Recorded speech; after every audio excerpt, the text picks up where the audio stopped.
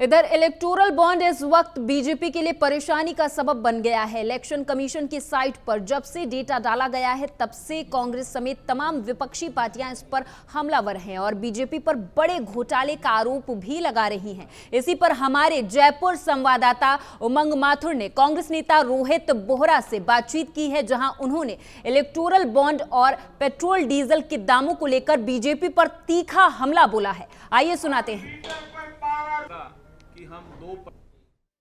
Electoral bond को लेकर कांग्रेस ने बीजेपी के ऊपर कई सवाल उठाए। रोहित वोरा जी हमारे साथ है। सर, बीजेपी के जो इलेक्टोरल बॉन्ड्स का जो अब एक राज सा जो खुला है, क्या कुछ कहना चाहेंगे?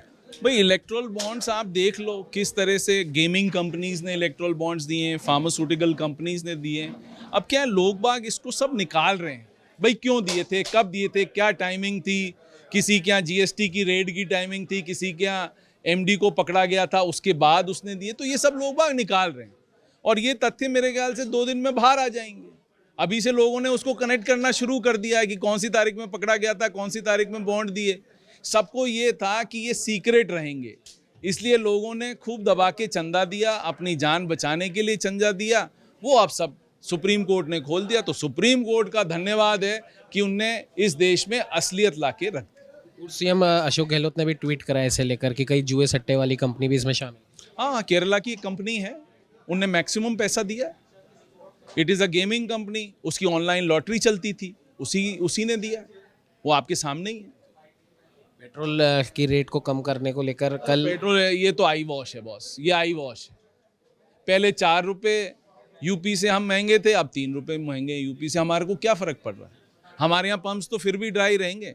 आप हरियाणा से पता कर लो, हरियाणा से भी हम हनुमानगढ़ और वहाँ पर कम से कम 4-4 रुपये का डिफरेंस है। तो वो तो वही, जो आप ये समझ लो, जब तक कोई भी सरकार हो, चाहे कांग्रेस हो चाहे बीजेपी हो, जब तक ये समझ में नहीं आएगा कि भाई हरियाणा और यूपी को हमको मैच करना है, और ये सक्सेसिव गवर्नमेंट्स, मैं अपनी गवर्नमेंट को भी कहता हूँ और मैं इसका एडवोकेट था कि बराबर करिए, ये कोई समझना ही नहीं चाहता। जब तक आप बराबर नहीं करोगे, बराबर कैसे होगा?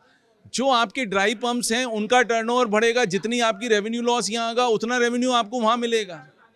बट हमारे यहाँ समझने को कोई तैयार नहीं, सॉरी टू से समझने को तैयार नहीं तो ये 2 मिनट में डिसीजन हो सकता है, चाहे कोई भी सरकार हो। मैं गारंटी लेता हूँ ये 2 मिनट में डिसीजन करिए, 1 महीना देखिए, आपका टर्नओवर अपने आप आ जाएगा। 90 दिन के अचीवमेंट को लेकर बीजेपी बोल रही है कि वंडर गवर्नमेंट है। भाई 90 दिन में मुझे तो ऐसा कोई अचीवमेंट लगा नहीं। हमारे तो पुराने पैसे जो एमएलए फंड के थे वही हम नहीं दे पा रहे हैं, ना हमारे पीडब्ल्यूडी में काम चल रहे हैं, ना पीएचडी में काम चल रहे हैं, सब काम स्टॉप है।